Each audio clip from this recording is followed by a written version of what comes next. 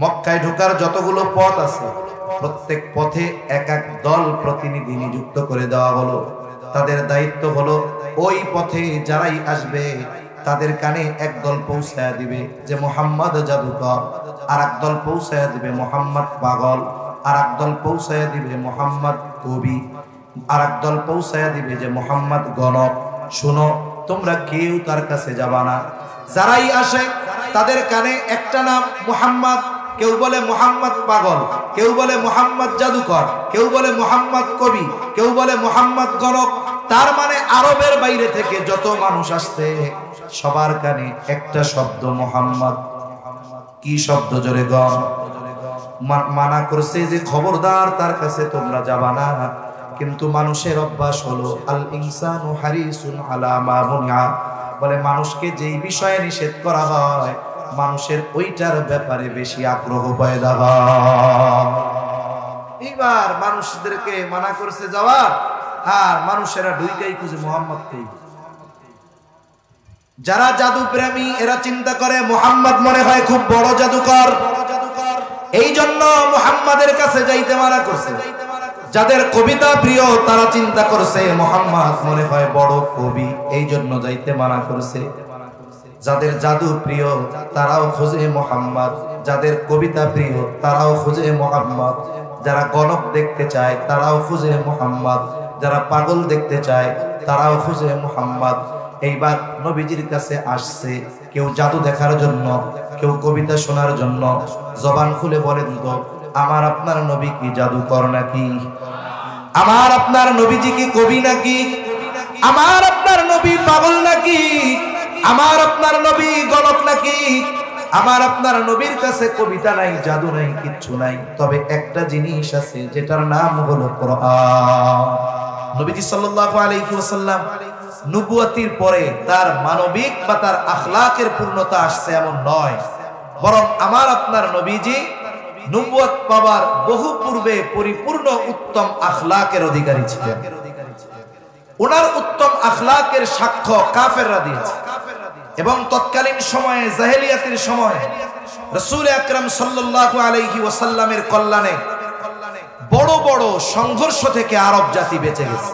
যে আরব জাতি ছোট ছোট বিষয় নিয়ে বড় বড় যুদ্ধ লাগায় দিত। এক যুদ্ধ লাগছে একটা ডিমকে কেন্দ্র করে, বছরের পর বছর এই যুদ্ধ চলছে। নবীজি সাল্লাল্লাহু আলাইহি ওয়াসাল্লাম ওই যুদ্ধগুলো প্রত্যক্ষ করেছেন, দেখেছেন। যখন কোন পিতা মারা যাইতো সন্তানের কাছে ওসিয়ত করে যাইতো যে আমার মৃত্যুর পরে তোমরা যুদ্ধ থামায়া দিবা না, বরং আমার মৃত্যুর পরে প্রতিশোধ নেওয়ার জন্য এই যুদ্ধ তোমরা চালায়া যাবে। এমন এক সমাজে আল্লাহ তাআলা আমার আপনার নবীজিকে পাঠিয়েছেন, আর ওই সমাজের মানুষ আমার আপনার নবীজির উত্তম চরিত্রের সত্যায়ন করেছে। আল্লাহ তাআলা তো ওহী নাজিল করে সত্যায়ন করেছেন, এর আগে কাফেররা নবীজির চরিত্রের সত্যায়ন করেছে।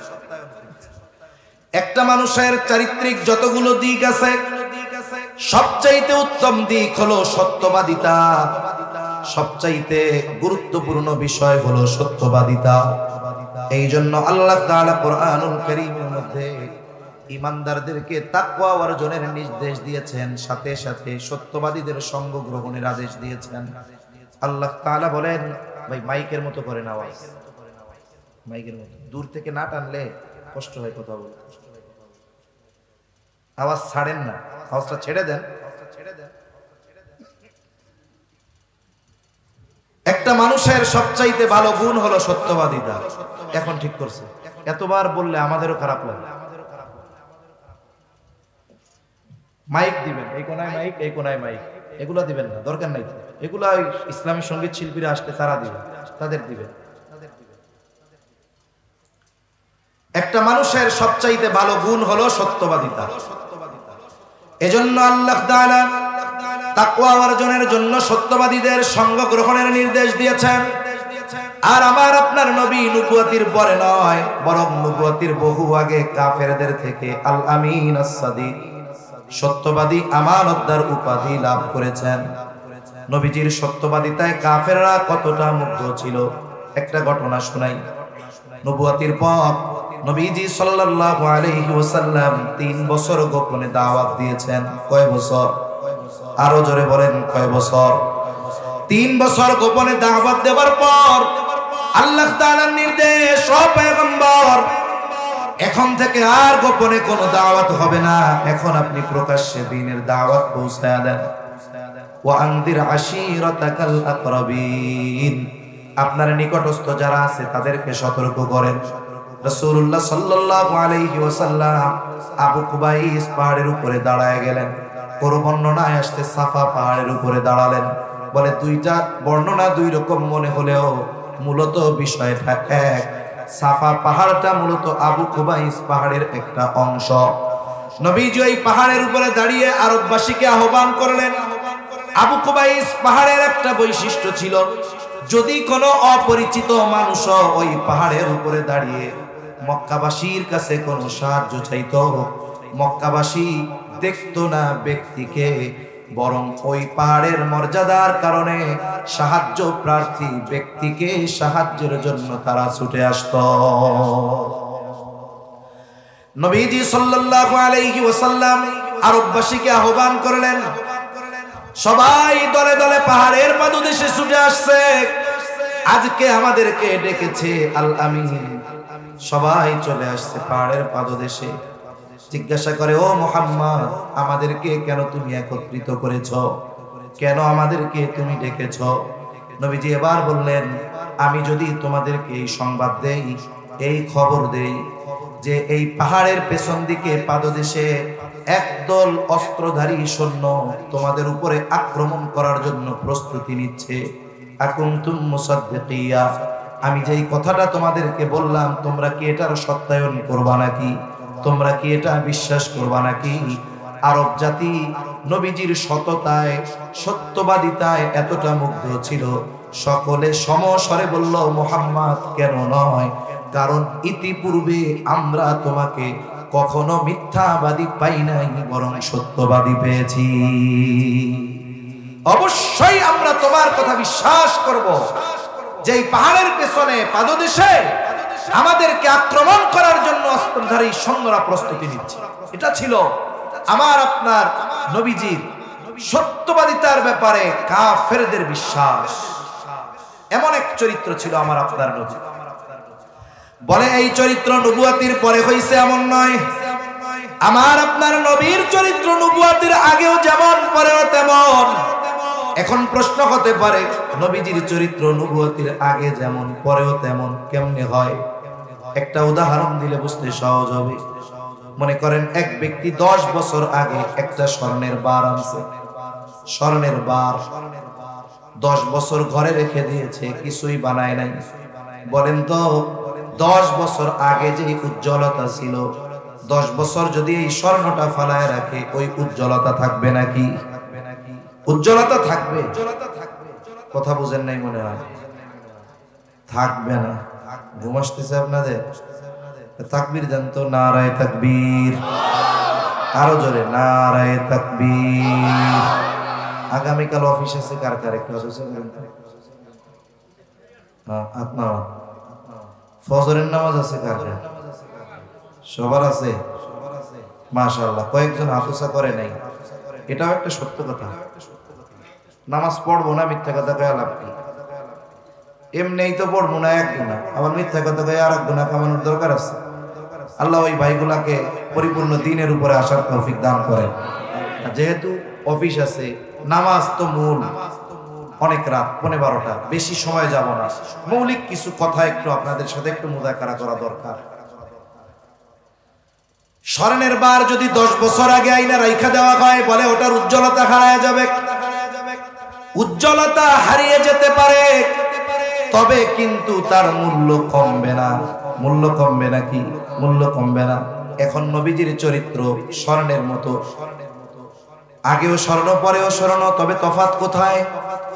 বলে নবুয়াতির আগে স্বর্ণ, তবে সেই স্বর্ণের উজ্জ্বলতা কম ছিল।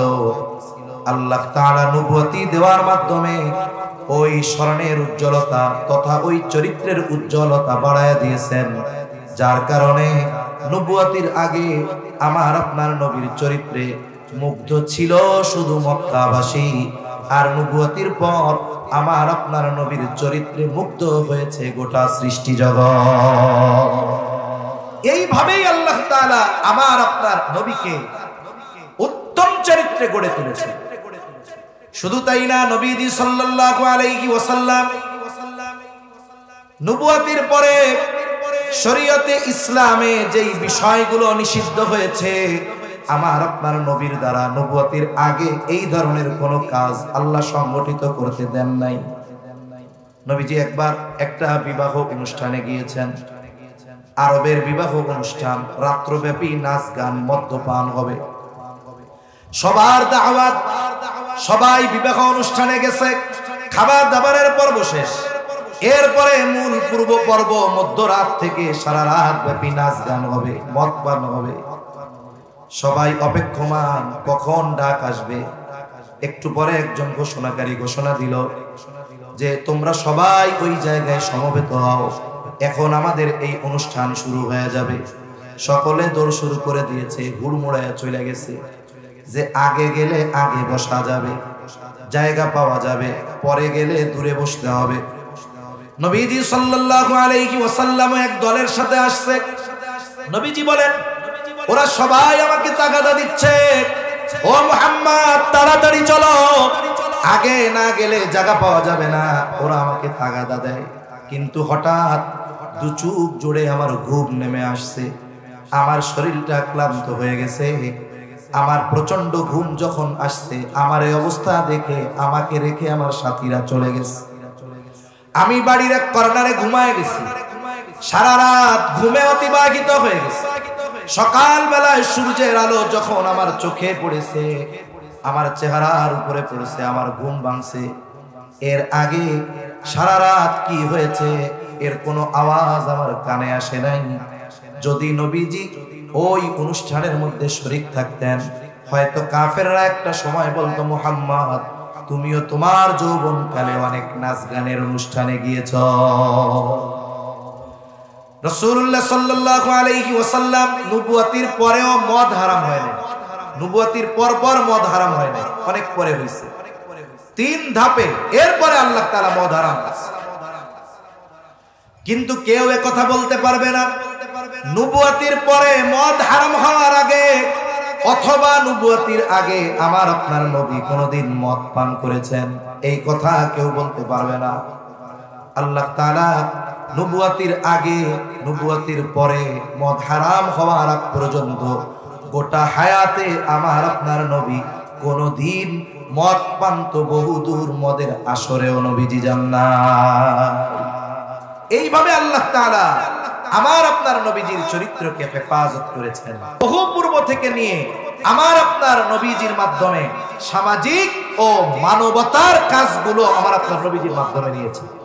এই যে আল উম্মাহ ফাউন্ডেশন, এটা তো এক হিসাবে বলা যায় রাসূল আকরাম সাল্লাল্লাহু আলাইহি ওয়াসাল্লামের ওই যৌবনকালে নবীজির এবং কুরাইশ কয়েকজন সরদারদের নেতৃত্বে নবীজির সর্বোচ্চ আগ্রহ উদ্দীপনায় যেই সংগঠন প্রতিষ্ঠিত হয়েছিল হিলফুল ফুজুল, সেটার একটা শাখা বলা চলে, ঠিক কিনা বলে? রাসূল আকরাম সাল্লাল্লাহু আলাইহি ওয়াসাল্লাম হিলফুল ফুজুল কেন প্রতিষ্ঠা করেছিলেন? ওই যৌবনকালে যখন যুবক ছিলেন তখন থেকেই নবীজি মানবতার কল্যাণে নিবেদিত ছিলেন। এর প্রমাণ পাওয়া যায় যখন নবীজি সাল্লাল্লাহু আলাইহি ওয়াসাল্লাম প্রথম ওহী নাজিল হলো হিরা গুহায়, জিবরাইল আলাইহিস সালাম ওহী নিয়ে আসছেন। নবীজি সাল্লাল্লাহু আলাইহি ওয়াসাল্লাম কে বলতেছে, ইকরা, পড়ো। নবীজি বলেন, আমি পড়তে পারি না। আবার বলেন, পড়ো। আমি পড়তে পারি না। এইবার জিবরাইল আলাইহিস সালাম বললেন, পড়ো, ইকরা বিসমি রাব্বিকাল্লাযী খালাক, খালাকাল ইনসানা মিন আলাক। একদারে 5টা আয়াত পড়ার কথা বললেন আর নিজের বুকের সাথে নবীজিকে চাপ দিলেন। নবীজি সাল্লাল্লাহু আলাইহি ওয়াসাল্লাম পড়লেন, তবে প্রচন্ড ভীত সন্ত্রস্ত হয়ে গেলেন নবী। হেরা গুহা থেকে দ্রুততার সাথে বাড়িতে ফিরে আসলেন। মানুষ ভয় পেলে জ্বর আসে, নবীজির গায়ে জ্বর, প্রচন্ড প্রকম্পন, শরীর কাঁপতেছে। এসে বলেন, জাম্মিলুনি জাম্মিলুনি, আমারে বস্তাবৃত করো। খাদিজাতুল কুবরা রাদিয়াল্লাহু তাআলা আনহা তখন বুঝতে পারলেন নবীজির কোনো অসুবিধা হয়েছে। নবীজিকে তিনি অভয় দিলেন যে আপনাকে কোনো জিন শয়তান আপনার ক্ষতি করতে পারে না, আপনাকে কোনো জিন শয়তান আপনার ক্ষতি করতে পারে না। কেন? আপনি দুস্থ গরীব অসহায়দের পাশে দাঁড়ান, আপনি বিধবাদের পাশে দাঁড়ান, আপনি মানুষের সাহায্য করেন, যারা হক পথে তাদেরকে আপনি সহযোগিতা করেন, আপনি আত্মীয় স্বজনের সম্পর্ক রক্ষা করেন। সুতরাং কোনো দুষ্টু জিন আপনার ক্ষতি করতে পারে না। এটা তো ওহী নাজিল হওয়ার সময় জানলাম। তার মানে নবীজি নবুয়তির বহু আগ থেকে এই মানবতার কল্যাণে, মানব কল্যাণে, মানুষের কল্যাণে নিবেদিত প্রাণ ছিলেন। মানুষের সেবা করতেন, দুস্থ মানুষের সেবা করতেন, সাথে সাথে অসহায় বিধবা যারা ছিল রাসূল সাল্লাল্লাহু আলাইহি ওয়াসাল্লাম তাদের খোঁজ খবর রাখতেন। এই হিলফুল ফুজুল গঠনের উদ্দেশ্য এটা ছিল যে কেউ যদি জুলুমের শিকার হয় তার পাশে দাঁড়ানো, কেউ যদি অভাবে পড়ে তাকে সহযোগিতা করা। এজন্য ইসলামে মানুষের পাশে দাঁড়ানো, মানুষের জন্য কল্যাণকামী হওয়া, এটা অনেক বড় এক ফজিলতের কাজ। একজন মুমিন অপর মুমিনের কোনো প্রয়োজন মেটাবে। রাসূল আকরাম সাল্লাল্লাহু আলাইহি ওয়াসাল্লাম বলেন, এক মুমিন যদি অপর মুমিনের কোনো প্রয়োজন মেটায়, নবীজি সাল্লাল্লাহু আলাইহি ওয়াসাল্লাম বলেন, তাহলে আল্লাহ ওই ব্যক্তির দুনিয়া আখিরাত উভয় জাহানের প্রয়োজন মিটায় দেয়। রাসূল আকরাম সাল্লাল্লাহু আলাইহি ওয়াসাল্লাম যৌবনকালেই আল্লাহ তাআলা তাকে বিচক্ষণতা দান করেছিলেন। ওনার সিদ্ধান্তের কারণে কুরাইশদের মধ্যে প্রায় হতে যাওয়া বড় ধরনের সংঘর্ষ থেকে ওই জাতি বেঁচে গেছে। যখন বাইতুল্লাহ সংস্কার করা হবে, সকলে মিলে বাইতুল্লাহর সংস্কারের শেষ ওই সময় হযরত আসওয়াদ এটা এক পাশে সরায় রাখা হয়েছে। প্রত্যেক গোত্রের আশা বাইতুল্লাহর সংস্কারের সর্বশেষ যেই কাজ, হযরত আসওয়াদ ওই কালো পাথরটাকে সব স্থানে রাখা নিজের হাতে, এটা প্রত্যেক গোত্রের অন্তরে আশা। কিন্তু এই বিষয়টা নিয়ে তাদের মধ্যে মোটামুটি তর্ক বিতর্ক শুরু হয়ে গেল। কয়েকজন মুরব্বী সমাধান দিলেন যে শোনো, আমরা এই কয়েকজন যা সিদ্ধান্ত নিব তোমরা মেনে নিবা। বলে হ্যাঁ মেনে নিব। এইবার ওই কয়েকজন আলাদা পরামর্শ করলো, যেই পরামর্শ গোপন থাকলো তারা পরামর্শ করলো আগামী দিন সর্বপ্রথম যেই ব্যক্তি বাইতুল্লাহে আগমন করবে তার কাছে আমরা আমাদের এই সমস্যার কথা তুলে ধরব। সে যে সমাধান দিবে আমরা সন্তুষ্ট চিত্তে সেই সমাধান মেনে নিব। ঠিক আছে। পরের দিন সকালে দূর থেকে নজর রাখতেছে কে আগে বাইতুল্লাহে আসে। দীর্ঘ প্রতীক্ষার পর দূর থেকে একজন মানুষের ছায়া দেখা যায়, সে ধীর পায়ে বাইতুল্লাহর দিকে আসতেছে। যত কাছে আসে তার চেহারা তত পরিষ্কার হয়। একটু পরে সকলে সমস্বরে বলতেছে, হায় রে, এ তো আমাদের আল আমিন। তাহলে আল আমিন আমাদের এই সমস্যার যেই সমাধান দিবে আমরা স্বতঃস্ফূর্তভাবে সেটা মেনে নিব। নবীজির কাছে এই সমস্যার কথা বলা হলো, নবীজি সমাধান দিয়ে দিলেন। বললেন, শোনো, একটা কাপড় আনো এবং কাপড়ের প্রত্যেক প্রান্তে প্রত্যেক গোত্র থেকে গোত্র প্রধান অথবা এক একজন প্রতিনিধি এই কাপড় ধরবে। নবীজি এই সিদ্ধান্ত দিলেন, প্রত্যেকে কাপড় ধরল। নবীজি নিজের হাতে পাথরটা তুলে কাপড়ে রাখলেন। সব গোত্রের মানুষেরা ওই কাপড় ধরে হযরত আসওয়াদকে বাইতুল্লাহর পাশে নিলেন। আবার নবীজি নিজের হাতে ওই পাথরটাকে যথাস্থানে স্থাপন করে দিলেন। বলে, নবীজির এই সূক্ষ্ম চিন্তাধারা আর সিদ্ধান্তের কারণে আরব জাতি এক রক্তক্ষয়ী যুদ্ধ থেকে বেঁচে যায়। নবীজি সাল্লাল্লাহু আলাইহি ওয়াসাল্লাম আরব জাতির কাছে কত প্রিয় ছিলেন, কিন্তু যখন প্রকাশ্যে ঈমানের দাওয়াত দিবেন কাফেররা নবীজির বিরুদ্ধে চলে গেছে। একটা মানুষকে যদি সমাজের মানুষের সামনে হেয় প্রতিপন্ন করতে হয়, অগ্রহণযোগ্য হিসাবে তুলে ধরতে হয়, তাহলে তার চরিত্রের উপরে আঘাত করতে হয়। কিন্তু কাফেররা নবীজিকে হত্যার চেষ্টা করেছে বারবার, কিন্তু কখনোই নবীজির চারিত্রিক ব্যাপারে অপবাদ দেওয়ার দুঃসাহস করতে পারে। তারা কখনো নবীজির চরিত্রের ব্যাপারে অপবাদ দেওয়ার দুঃসাহস করে নাই। তারা নবীজির ব্যাপারে 4টে শব্দ ব্যবহার করত। কয়টা শব্দ? কথা বলেন কয়টা? চারটা। এক নাম্বার, তারা নবীজির ব্যাপারে বলতো মুহাম্মদ পাগল, মুহাম্মদ জাদুকর, মুহাম্মদ কবি। রাসূল আকরাম সাল্লাল্লাহু আলাইহি ওয়াসাল্লামের ব্যাপারে তারা বলতো জাদুকর, কবি, পাগল। এই কথাগুলো নবীজির ব্যাপারে তারা বলতো। কিন্তু কোন ব্যক্তি খারাপ হওয়ার জন্য এই বিষয়গুলোর কারণে একটা মানুষকে খারাপ বলা যায় না। বরং বিষয়টা তো এমন হয়েছে, তাদের এই মিথ্যা অপবাদগুলাও গোটা পৃথিবীতে ইসলামের দাওয়াত পৌঁছে দেওয়ার কারণ হয়েছে। অনেক সময় মানুষের প্রচার শুধু পজিটিভ ভাবে হয় না, অনেক সময় নেগেটিভ ভাবেও প্রচার হয়। নবীজি যখন প্রকাশ্য দাওয়াত দেওয়া শুরু করেছেন, কাফেররা চিন্তা করলো সারা পৃথিবী থেকে মানুষ আসবে। জাহেলিয়াতের সময়ও হজের কর্মকাণ্ড চলতো।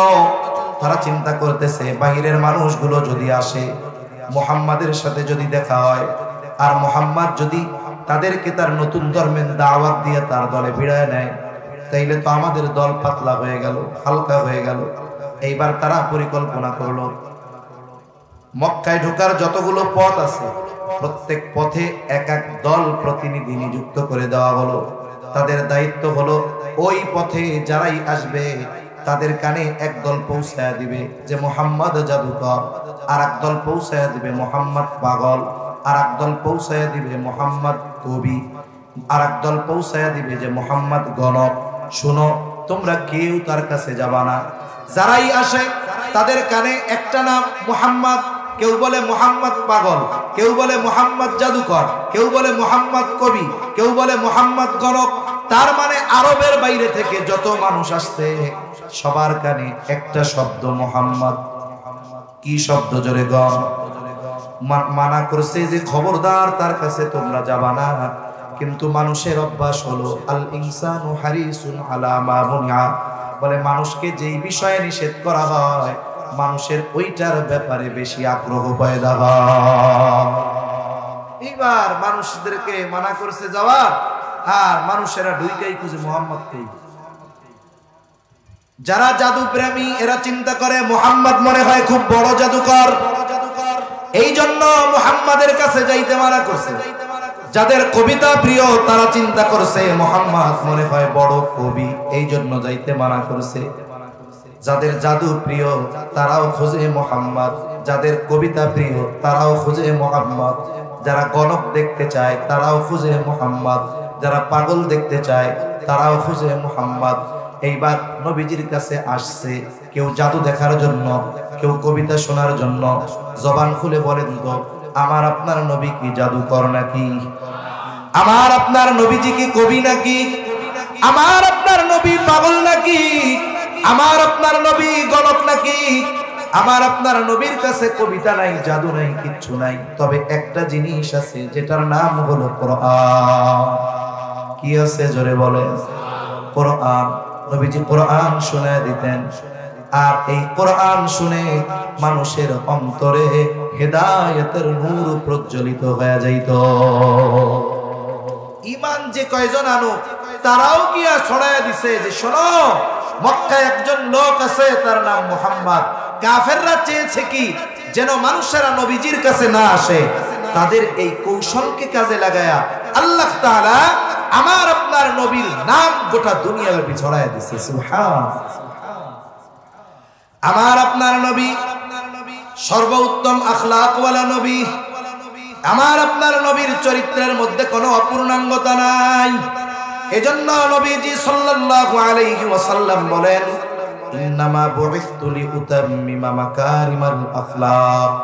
নবীজি সাল্লাল্লাহু আলাইহি ওয়াসাল্লাম বলেন, আমাকে উত্তম চরিত্রে পরিপূর্ণতা প্রদানার্থে প্রেরণ করা হয়েছে। আমার আপনার নবীর আগে যত নবী দুনিয়ায় আসছে সব নবী উত্তম চরিত্রওয়ালা, কোনো সন্দেহ নাই। কিন্তু আমার আপনার নবী শুধু উত্তম চরিত্রওয়ালা নবী এমন নয়, বরং আমার আপনার নবী হলেন উত্তম চরিত্রে পরিপূর্ণতা দান করনেওয়ালা নবী। এজন্য আমার আপনার নবীজির চরিত্রের সত্যায়ন দুনিয়ার কোন মানুষ করে নাই। আমার আপনার নবীজির নবুয়তির পর ওই চরিত্রের সত্যায়ন যিনি করেছেন তিনি কে? আরো জোরে বলেন কে? আল্লাহ তাআলা বলেন ওয়া ইন্নাকা লাআলা খুলুকিন আযীম। আল্লাহ তাআলা বলেন আপনি মহান চরিত্রে অধিষ্ঠিত। তার মানে আমার আপনার নবীর চরিত্র হলো এমন এক চরিত্র, ওই চরিত্রকে যদি আমরা অনুসরণ করি, অনুকরণ করি, আশা করা যায় এই পৃথিবীতে মুসলমানদের জয়ের এই নিশানাকে, জয়ের এই ঝান্ডাকে দুনিয়ার কোনো মানুষ ঠেকাতে পারবে না। কিন্তু আফসোস, নবীজির সেই রেখে যাওয়া আখলাক, নবীজির সেই রেখে যাওয়া চরিত্র থেকে আমরা অনেক দূরে চলে গেছি। এজন্য আজকে সাময়িকভাবে আমাদের উপরে কিছু মুসিবত আসতেছে, তবে হ্যাঁ, আমরা যদি ফিরে আসি তাহলে আল্লাহ তাআলা আমাদেরকে আবারও সেই গৌরবময় অতীতের মতো আমাদের ওই অবস্থাকে আবার সে জায়গায় নিয়ে যাবেন ইনশাআল্লাহ। এজন্য আল্লাহ রাব্বুল আলামিন কোরআনুল কারীমের ওই আয়াতে বলেন লাকাদ কানা লাকুম ফি রাসূলিল্লাহি উসওয়াতুন হাসানাহ। আল্লাহ তাআলা বলেন তোমাদের জন্য রাসূলের জীবন আদর্শের মধ্যেই রয়েছে উত্তম আদর্শ। যেহেতু নবীজির আখলাক পরিপূর্ণ, নবীজির চরিত্রের সত্যায়ন করেছেন আল্লাহ, বলে এই চরিত্রের অনুসরণ যারাই করবে তারাই সফল হয়ে যাবে। ইমানদার যদি নবীজির চরিত্রের অনুসরণ করে তার দুনিয়া আখিরাত উজ্জ্বল। বলে কোন কাফেরও যদি নবীজির আখলাককে অনুসরণ করে কমপক্ষে দুনিয়ার জগতে সে উপকৃত হবে। আফসোসের বিষয়, আজকে বহির্বিশ্বের অনেক দেশ নবীজির সুন্নাহ, নবীজির আদর্শ, নবীজির আখলাককে গ্রহণ করার কারণে জাগতিক লাইনে সমৃদ্ধশালী হচ্ছে, কিন্তু আমরা মুসলমান ওই নবীর উম্মত হবার পরেও, ওই নবীকে নবী হিসাবে পাওয়ার পরেও ওই নবীর আদর্শ ধারণ করতে পারি না, ওই নবীর আদর্শ ধারণ করি না, এটা আমাদের জন্য বড় দুঃখে। এজন্য নবীজির আদর্শের আলোকে আমাদের রাষ্ট্র ব্যবস্থা, ব্যক্তিগত জীবন, সামাজিক জীবন, রাজনৈতিক জীবন, অর্থনৈতিক জীবন এটাকে গড়ে তুলতে হবে। তাহলে সফলতার পূর্ণ শিখরে পৌঁছানো যাবে ইনশাআল্লাহ। কারণ নবীজির চরিত্র হলো কোরআন। নবীজির চরিত্র কি? কোরআন। কোরআন হলো লিখিত, আর নবীজি হলেন জীবন্ত কোরআন। আয়েশা সিদ্দিকা রাদিয়াল্লাহু তাআলা আনহার কাছে একজন এসে জিজ্ঞাসা করে, আয়েশা, রাসূল আকরাম সাল্লাল্লাহু আলাইহি ওয়াসাল্লামের চরিত্রের ব্যাপারে কিছু বলেন। আয়েশা সিদ্দিকা রাদিয়াল্লাহু তাআলা আনহা বলেন, তুমি কি কোরআন পড়ো নাই? লোকটা বলে, হ্যাঁ পড়েছি। এবার আয়েশা সিদ্দিকা রাদিয়াল্লাহু তাআলা আনহা জবাব দিলেন, কানা খুলুকুল কোরআন। তিনি জবাব দিলেন, কোরআনই হলো নবীর চরিত্র। তাহলে এই কোরআন ছেড়ে, নবীজির আদর্শ ছেড়ে আমরা কোন পথে চলতেছি? ওই পথ যখন ছেড়েছি, জালেমরা আমাদের উপরে চেপে বসতেছে। আমাদের মুসলমানদেরকে নির্বিচারে মুসলিম দেশে জুলুমের শিকার হওয়া লাগতেছে।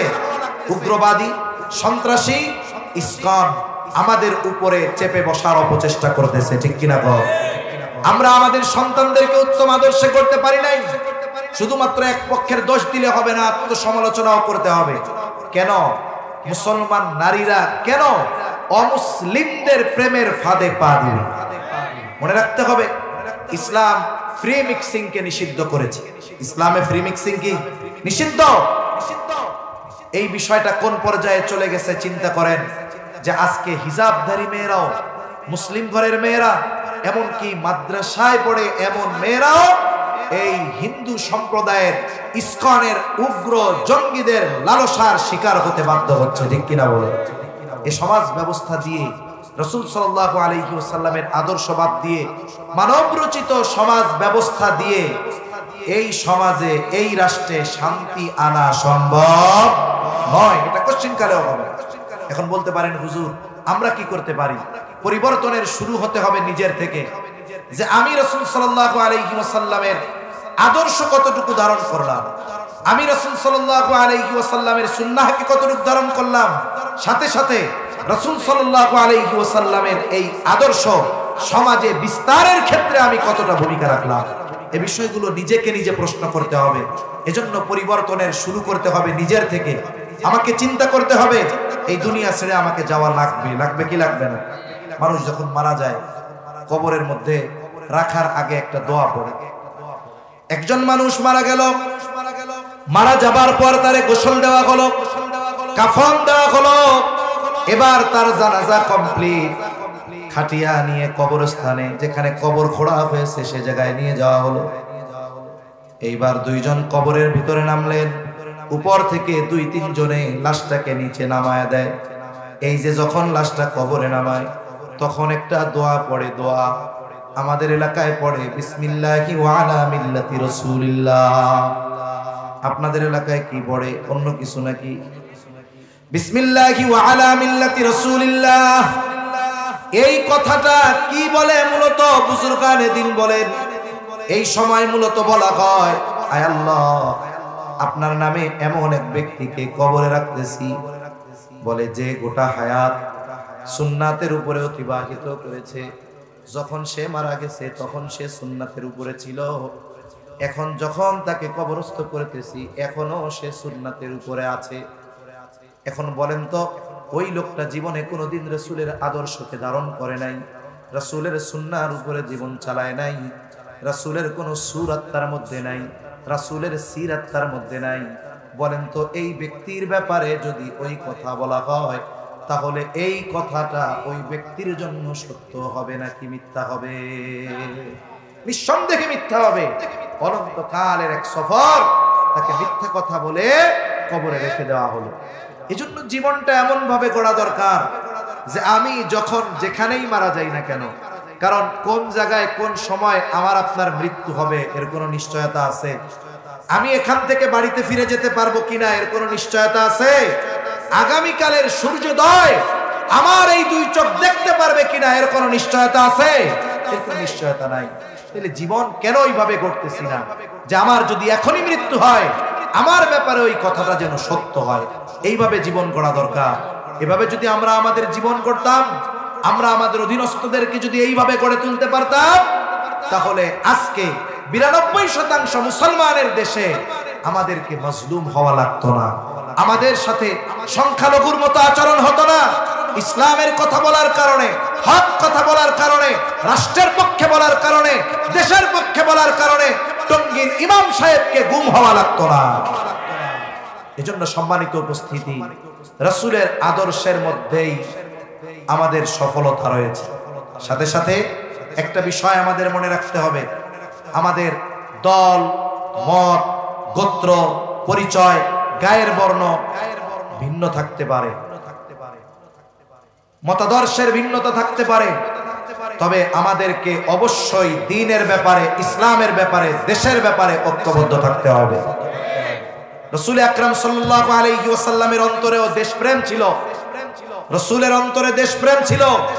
এজন্য প্রত্যেকটা ইমানদার নাগরিকের অন্তরে দেশপ্রেম থাকা দরকার। যদিও কথা আর কি, এটা হাদিস না, হুব্বুল ওয়াতান মিনাল ঈমান, স্বদেশ প্রেম ঈমানের অঙ্গ, এটা হাদিস না। কিন্তু কথাটা এরকম যে মাতৃভূমির প্রেম নবীজির অন্তরে।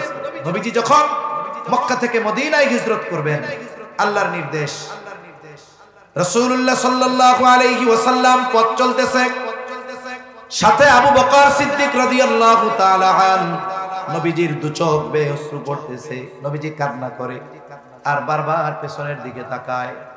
আবু বকর সিদ্দিক রাদিয়াল্লাহু তাআলা আনহু জিজ্ঞাসা করেন, ইয়া রাসূলুল্লাহ আপনি কেন কান্না করতেছেন? নবীজি বলেন, ও আবু বকর, এই তো সেই মক্কা যেই জায়গায় আমার শৈশব কৈশোর অতিবাহিত হয়েছে, আমার যৌবন অতিবাহিত হয়েছে। ও আবু বকর, এই জায়গায় তো আছে সেই আল্লাহর ঘর, আমি যেই ঘরের সামনে সেজদা দিয়ে আমার আত্মার তৃপ্তি লাভ করতাম, এখানেই তো আমার হায়াতের অনেক অতিবাহিত হয়েছে। তিনি এইভাবে মক্কাকে উদ্দেশ্য করে বলতেছিলেন, ও মক্কা, আমি তো তোমার বুকে আমার জীবনের গোটা হায়াত অতিবাহিত করতে চেয়েছিলাম, কিন্তু তোমার বুকে বসবাসকারী কিছু সন্তানের জন্য, মানুষের জন্য আমার এই আশা পূরণ হলো না। নবীজি আল্লাহর নির্দেশে মক্কা থেকে মদিনায় হিজরত করেছেন, কিন্তু তার জন্মভূমি মক্কার জন্য তার অন্তরে মায়া ছিল কি ছিল না? এজন্য আমাদের অন্তরে স্বদেশ প্রেম থাকতে হবে। মনে রাখতে হবে, একমাত্র প্রকৃত ইমানদার যারা, এদের অন্তরেই দেশ প্রেম আছে, এদের অন্তরেই উম্মাহ প্রেম আছে। এই জন্য দলমত নির্বিশেষে আমাদেরকে দ্বীনের ব্যাপারে, দেশের ব্যাপারে সকল ভেদাভেদ ভুলে ঐক্যবদ্ধ থাকতে হবে, সচেতন থাকতে হবে। একের পর এক ষড়যন্ত্রের ফাঁদ আমাদের সামনে আছে। কারণ এই উপমহাদেশে সবচাইতে বড় ফাঁদ হলো সাম্প্রদায়িক দাঙ্গা লাগায় দেওয়া। যদি দাঙ্গা লাগায় দিতে পারে, যাদের কারণে এই অরাজকতার সৃষ্টি হবে, এদের কথা বিশ্ববাসীর কাছে যাবে না। যেমন কয়েকদিন আগে রংপুরের গঙ্গাচড়ায় খবর হয়েছে কি, এক ঘটনাকে কেন্দ্র করে মুসলমান সম্প্রদায় হিন্দুদের ঘরবাড়ি সব ভেঙে ফেলছে। এটা হলো খবর। বিষয় হলো এই ঘটনাটা ঘটার কারণটা কি ছিল? একটা ক্রিয়া হয়, এরপরে প্রতিক্রিয়া হয়। মূল কাজটা কি হয়েছে? যখন ইসলাম অবমাননা করা হয়েছে, নবীজিকে অবমাননা করা হয়েছে, তখন ধর্মপ্রাণ মুসলমান এরা নিজেদের জীবনের চাইতে কোরআন, আল্লাহ এবং রাসূলকে বেশি মহব্বত করে। ঠিক কিনা বলেন? কারণ ঈমানের দাবি এটা। ঈমানদার কখনো আল্লাহর ব্যাপারে কটূক্তি হবে, নবীজির ব্যাপারে কটূক্তি হবে, কোরআনের ব্যাপারে কটূক্তি হবে। ঈমানদার কখনো বসে থাকতে পারে না। জীবনের চাইতে তারা আল্লাহ এবং রাসূলকে ভালোবাসে। যেই দিন দ্বীন অবমাননা হয়েছে, কোরআন অবমাননা হয়েছে, আল্লাহর ব্যাপারে কটূক্তি করা হয়েছে, সেই দিন কিন্তু আমাদের মুসলিম সম্প্রদায় অ্যাকশনে যায় নাই। আইনের প্রতি দেশের মুসলমানেরা শ্রদ্ধাশীল, অপেক্ষা করেছে। কিন্তু অপরাধীর ব্যাপারে প্রশাসনের গাফলতির কারণে, ঢিলামির কারণে, গুরুত্বহীনতা প্রদর্শনের কারণে মুসলিম তাওহীদি জনতা অ্যাকশনে যেতে বাধ্য হয়েছে। ঠিক কিনা বলে? তাহলে এই পরিস্থিতি হওয়ার জন্য প্রথম দায়ী কে? যে ইসলামের ব্যাপারে কটূক্তি করেছে। এরপরে দায়ী কে? বলে যারা ওই অপরাধীকে আটক করার ব্যাপারে বিলম্ব করেছে, এই কারণে পরিস্থিতি এরকম হয়েছে। তারপরে এই গাজীপুরের কালিয়া করে কি হলো? এক হিন্দু কর্তৃক মাদ্রাসার এক বাচ্চা ধর্ষণ হলো, 13-14 বছর বয়স। আফসোসের বিষয়, 18 বছরের আগে যদি কেউ মেয়েকে বিবাহ দিতে চায়, মেয়ের ইজ্জতের নিরাপত্তার কারণে যদি বিবাহ দিতে চায়, তারা যদি খবর পায়, দলবদ্ধভাবে মুহূর্তের মধ্যে এসে মা বাবা অভিভাবকদেরকে আটক করে, বিবাহ ভাঙে, বররে আটকায়, বরের অভিভাবকদেরকে আটকায়, যে বিয়া পড়াইতে আসছে তারে আটকায়, যেই হুজুর আসছে তাকে আটকায়, কাজীকে আটকায়, খাবারগুলো নষ্ট করে। আপনি 18 বছরের আগে মেয়ে বিবাহ দিলে সেই বিবাহ ভেঙে দিতে পারেন।